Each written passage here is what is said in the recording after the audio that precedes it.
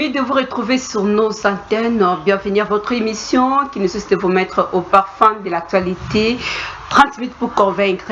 Quand l'OIF audite le fichier électoral de 2023, croyez-vous que c'est un sacrilège ou bien une bonne voie pour la République démocratique du Congo? Une question posée où vous aurez la réponse tout de suite avec notre invité, Adolphe Arokat Mokuns, analyste politique, apôtre, évangéliste, prophète. De toute façon, lui, il est l'homme de la parole, il est multisectoriel, s'il faut le dire ainsi.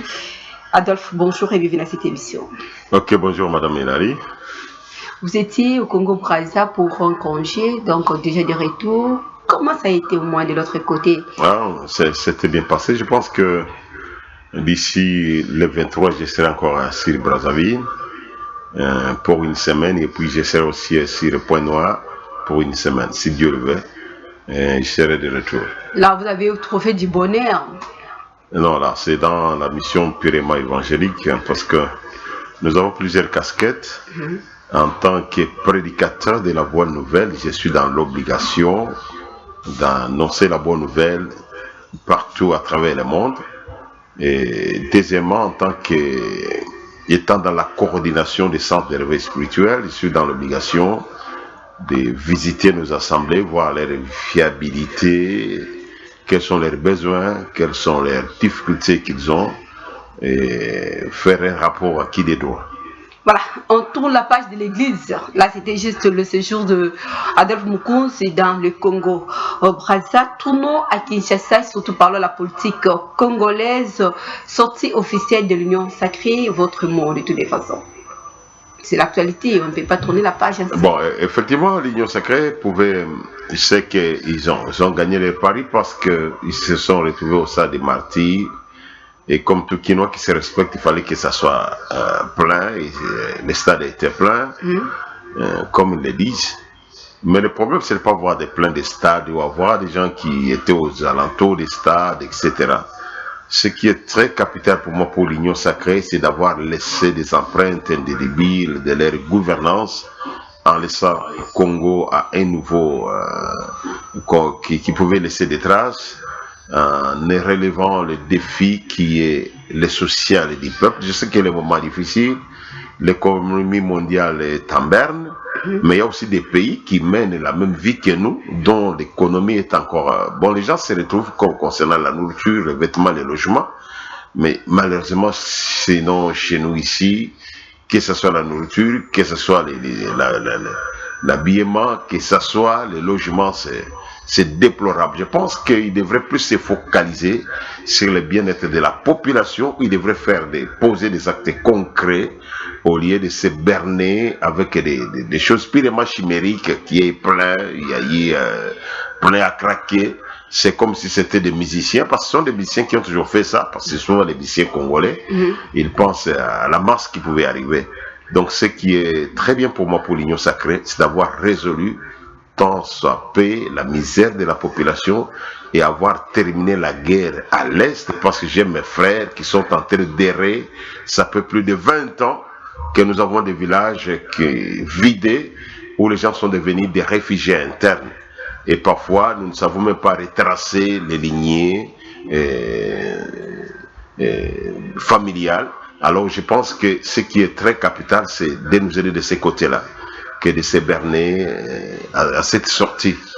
Si c'était au moins dans un sport, de toutes les façons, sortie officielle de l'Union sacrée, de l'autre côté, on voit aussi les regroupements, Matata Pogno, Moïse Katumbi, Martin Fayoulou. Donc c'est déjà un match gagnant-gagnant. Non, mais je pense que par la réalité politique, si on alignait sur le plan des élections, sans se voir des fois, parce qu'il y a les gens qui sont émotifs, il y a les gens qui ne connaissent pas mieux les Congo, parce qu'il y a des politiciens, depuis qu'il est né, il est Quinois, il a grandi à Kinshasa, il n'a jamais visité même les Kwango ou les Bukangalonzo, et il croit que tout ce qui se passe à Kinshasa, c'est la réalité. Vous savez, le Congo n'est pas Kinshasa. Donc si on met réellement Matata, Katumbi, Fayulu dans un coin... Docteur Mokwenge aussi. Non, docteur, on ne peut pas le mettre parce que c'est un chirurgien jusque-là, il n'a pas la base. On ne peut pas mettre quelqu'un qui n'a pas la base. Pourquoi il n'a pas de base? On va aligner des malades ou comment? Ça c'est trop aberrant de dire ça. Et nous allons mettre à côté Mbemba, Vital Kamere, Bati Lukwebo. Même Viemboso, parce qu'il est tenté de monter, j'étais dans les bas Congo, je vois que Viemboso est tenté de cartonner. Et on met Tshisekedi. Je pense que la réalité est que les camps de Fayou seront défaitistes. Merci. Avec beaucoup de sportivité. Même si Fayou lui-même était président de la CENI, il allait vivre son échec. Moi, je connais que le Congo, ils ne votent pas les gens par rapport au bilan, etc. Le Congo, ils votent les gens sur des bases purement régionales et tribales. Voilà, merci beaucoup. Ça a été juste notre problématique de l'émission quand l'OIF audite le fichier électoral de 2023. Est-ce que c'est un sacrilège ou bien une bonne voie pour la République démocratique du Congo? C'est ça même notre thématique de la soirée pour cette émission 30 minutes pour convaincre.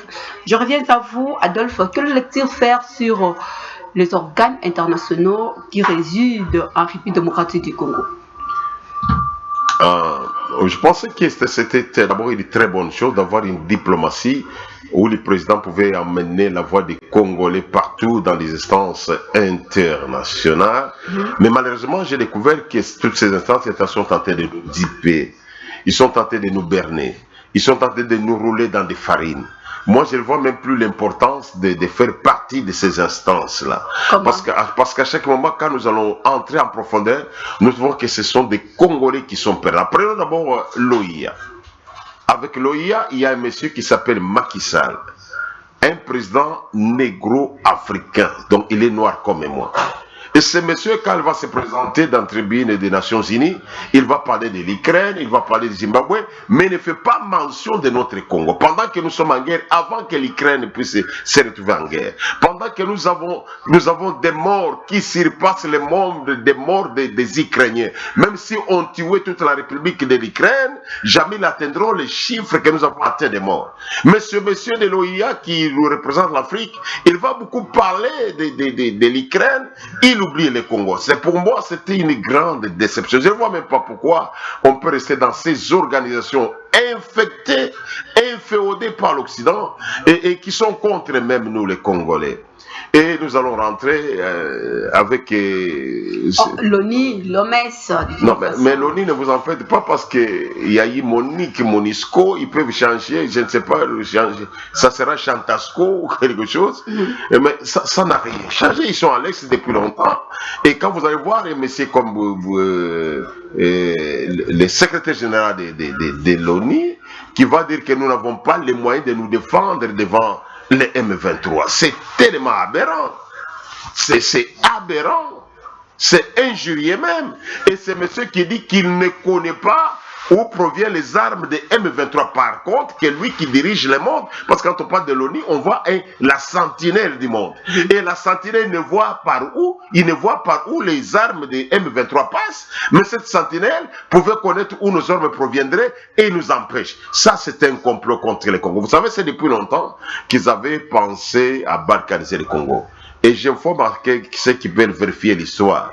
Lorsqu'il y a eu l'indépendance du Katanga en juillet 1960, il y avait une mission des Nations Unies ici au Congo. Et c'est sur cette mission des Nations Unies que le Katanga a été indépendant. C'est sur cette mission-là que Lumumba a été assassiné. Donc nous comprenons que jamais l'organisation internationale nous a déjà aidés. Il y a eu des Ghanéens, etc. Ils nous ont jamais aidés. Alors pour moi, je sens qu'il est temps qu'on puisse abandonner ces instances, qu'on se prépare à l'interne et qu'on puisse combattre ces terroristes. Pourquoi est-ce que... Et je vous informe que monsieur là, le secrétaire des Nations Unies, sera au Burundi le 6 mai. Il sera au Burundi et il vient pour parler de l'accord cadre d'Addis Abeba. Je ne sais pas si vous avez lu ces bouts de papier là. Il y a des millimélos à l'intérieur, il y a des histoires incompréhensibles et ce monsieur vient défendre l'accord cadre d'Addis Abeba. Donc vous voyez que pour moi, il est temps d'épouser la pensée d'Adolphe Muzito. Je crois qu'il y a beaucoup de gens qui m'écrivent sur WhatsApp pour vous parler d'Adolphe Muzito parce que c'est votre homo. Non, mais Adolphe Muzito, quand il a des bonnes pensées, comme je l'ai toujours dit, ça fait partie des politiciens qui sont tentés de me flatter tout en n'étant pas membre du Nouvel Élan. Merci. Merci beaucoup. Lorsque vous contestez qu'on puisse au moins tourner notre regard vers et quelle est alors votre lecture sur l'OIF? J'allais citer avec d'abord l'AIS. Oui. L'AIC qui se présente, ils vont tromper le président de la République. Ils disent voilà, les Kenyans vont entrer par Bunagana, ils vont attaquer les M23. Le président nous dit ça. Et les Kenyans se présentent à Bukavu, ils disent non, mais nous ne sommes venus pas pour attaquer les M23, nous ne sommes pas venus pour mourir pour les Congos. Mais toi, tu es militaire, tu viens faire quoi au Congo? Donc, ils viennent faire du tourisme. Et à la fin, il y a une coalition de Ougando, Burundo, Angolo, tous ces gens. Une histoire, on ne sait plus si c'est l'AIAC ou quelle combinaison on peut faire parce que l'Angola ne peut pas être dans l'AIAC. Et dans cet imbroglio-là, ce monsieur se retrouve à l'Est. J'ai des images, j'avais oublié de vous montrer l'image, et il commence à passer dans des boîtes de nuit, boire, etc. Et ramasser des recettes. Il n'y a pas partant de ça, Adolphe, il n'y a pas de mesures. Et en attendant, ces messieurs-là nous bouffent à peu près 200 millions de dollars pour les soldes de tous ces militaires qui viennent contempler les gorilles et prendre nos femmes. Alors, que faut-il faire de toutes les façons? Il faut les renvoyer chez eux. Voilà. Je crois que le président doit prendre le courage. À moins qu'il puisse nous cacher. Peut-être que le président a bombé Bissobour Mokoboye.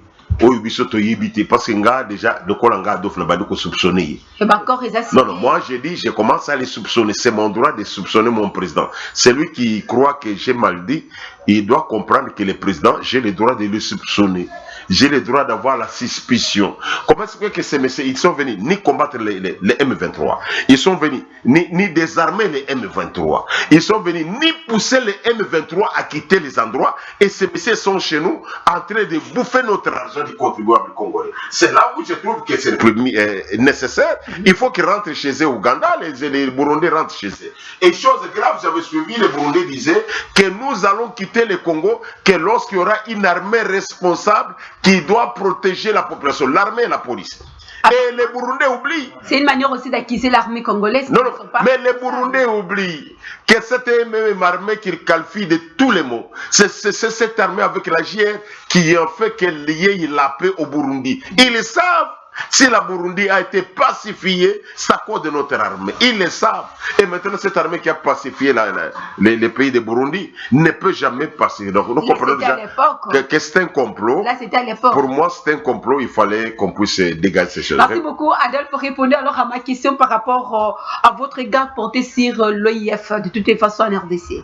L'OIF, je crois qu'ils sont tentés de dévier de leur objectif. Exactement. Et c'est pourquoi quand j'ai suivi que l'OIF devrait d'abord je commence par l'OIF qui est une grande machine de traîtrise pour le Congo. Donc OIF ezali ngomba lisanga ya bato oyo bazali bayini ya Congo. Donc moi na Congo nous tia na mutu na yo organisation internationale ya francophonie eza bayini ya Congo. Pour preuve, ils ont mis à la tête de l'OIF une femme rwandaise qui s'appelle Mushiki Wabo. Quelle est la magie par laquelle cette femme pouvait devenir présidente de cette organisation? Parce que le Rwanda parle l'anglais. Le Rwanda se trouve dans le Commonwealth, c'est-à-dire il est dans l'organisation du pays anglophone. Et comment se fait qu'un pays anglophone doit prendre la présidence de la francophonie, non seulement une fois, mais 2 fois. C'est-à-dire, on renouvelle les mandats à cette dame-là. C'est ce qui m'a prouvé que ces pays agresseurs, ils ont mandaté quelqu'un pour aller à la francophonie, et le pays francophone ont approuvé ces choses. Pour moi, même ces jeux de la francophonie, il faut les boycotter. Tout ça, on a besoin de. Tout a besoin de jouer à francophonie na Congo na bisoté. D'abord jouer ça nous amène nulle part. De toutes les façons, bien que cette femme a été nommée, on n'a même pas fait la contestation de la République démocratique du Congo. Non, je sais qu'il y a les premiers ministres qui ces jours-là qui avaient même refusé de prendre la photo d'avance, n'avaient pas voté. Mais malgré cette magie-là, comment est-ce que cette femme est arrivée à la tête du pays. Et l'OIF n'a jamais condamné l'agression rwandaise. Or, nous devrons être dans ce système de la mutualité de pensée, partager nos peines. Or, quand il s'agit de nos peines, ces messieurs nous abandonnent. Et pourquoi nous devons être dans cette organisation-là? Et puis, ils s'arrogent même le droit de venir auditer les fichiers. Voilà, on va y arriver. C'est plus grave encore, gravissime. Donc, pour moi... Qui est derrière d'abord? Qui est derrière elle? Non, pour moi, je demande à tous ces messieurs qui seront, comme on m'a dit que ça sera les 6, je lance un appel à tous Congolais qui se respectent. Nous allons nous retrouver à la CENI, les 6, pour empêcher tous ces messieurs et dames de l'OIF d'accéder à la CENI. Pourquoi? Il y a eu élection en France, quand on a voté le président Macron, je n'ai pas vu l'OIF intervenir. Je n'ai pas vu l'OIF aller exiger à ce qu'ils puissent faire l'audit des fichiers électoraux. Il y a eu des élections dans d'autres pays, même au Rwanda, là. Kaga, le chef coutumier qui est là-bas, il est au pouvoir plus que la moitié des années qu'il a vécu normalement sur la terre. Ces messieurs, on ne l'a jamais audité. De quel droit une association culturelle pouvait changer pour venir auditer nos fichiers? Donc, c'est un piège. Nous devons refuser cette histoire-là. Mais malheureusement, ils ne peuvent pas auditer s'il n'y a pas la permission de notre gouvernement. Voilà pourquoi je vous ai posé la question de savoir qui est derrière, qui se cache derrière l'OIF.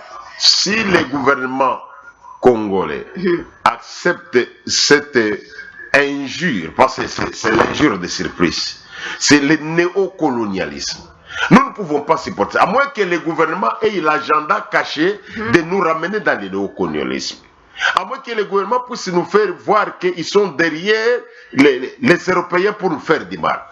Mais si ça n'est M. Samuel Okonde et votre gouvernement, refusez cette histoire-là. Si vous ne refusez pas, nous-mêmes, nous allons nous ériger en bouclier, les 6, pour empêcher à ce que ces messieurs-là ne puissent pas accéder à notre CENI. Ce n'est pas une bonne fois de toutes les façons, comme je l'avais déjà posé au début même de cette émission, pour sortir, pour avoir moins les élections libres, transparentes et crédibles en RDC. Vous savez, ce n'est pas l'OIF qui va nous amener à des élections libres et transparentes, comme on le dit, parce qu'il n'y a pas longtemps, et même la France ne vit pas la démocratie, parce que la démocratie signifie le pouvoir des peuples. C'est la gouvernance des peuples. Or, en France, nous sommes en train de vivre, les Français, pendant plus de 3 mois, en train de réclamer sur la loi sur les retraites. Mais Macron a bouché ses oreilles. Macron a refusé. Il y a des manifestations. Je ne sais pas si la régie peut parler le même langage avec nous. Et Macron n'accepte pas à ce qu'il puisse se changer de cette loi un iota. Alors pourquoi ce monsieur que chez lui il n'y a pas ce qu'on appelle la démocratie, il veut nous parler de la démocratie que lui-même n'a jamais expérimenté. Naba français batombo qui sans amisato mine ibakamboli nanzela. Ba mati bato bakufi bazoki batumbi biloko bato. Macron a boy ko changer loi. Voilà. Nous partageons le même avis avec la régie. De toutes les façons, l'État pour nous de prendre au moins un verre d'eau.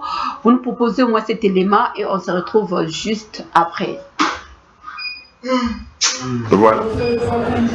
Là, vous prenez. Près d'1 millier de personnes ont défilé jeudi soir à Paris lors d'une marche au flambeau pour protester contre la réforme des retraites. Une marche de la place Gambetta à la place de la République organisée par la CGT, FO, FSU et Solidaire. À noter également la présence du chef de file de la France Insoumise, Jean-Luc Mélenchon. Une pression maintenue à quelques jours de son examen en commission à l'Assemblée nationale et de la grande journée de mobilisation du 31 janvier. Près d'1 millier de personnes ont défilé jeudi soir à Paris lors d'une marche au flambeau pour protester contre la réforme des retraites. Une marche de la place Gambetta à la place de la République organisée par la CGT, FO, FSU et Solidaire. À noter également la présence du chef de file